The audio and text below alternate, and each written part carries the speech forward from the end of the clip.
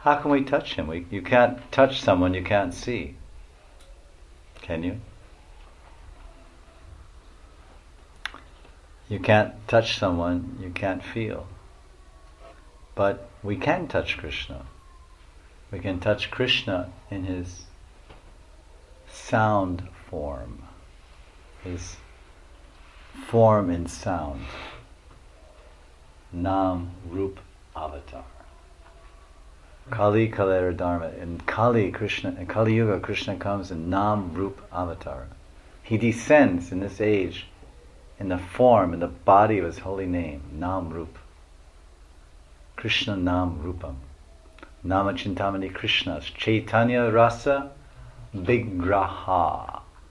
Vigraha means form. Archamurti. Deity. Deity. Idol. Murti. Vigraha. And it's Nama Chintamani Krishna's Chaitanya Rasa Vigraha. Chaitanya is alive. This Vigraha is living. This Nam Vigraha is alive. If Krishna is standing before you, he's very much Chaitana.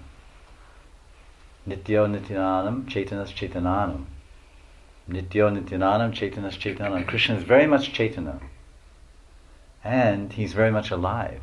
And the coward boys are touching this living transcendental personality, Krishna, and they're feeling very much happiness and satisfaction.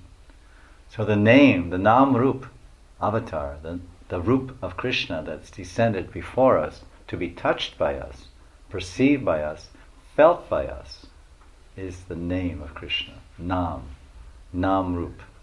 And the Padma Purana is saying that form of Krishna is Chaitanya, alive, with rasa. Akila Rasa Mrita Murti. It's described, Krishna is described as Akila Rasa Mrita Murti, the very form of nectarine rasas. And that form is the name, Krishna Nam.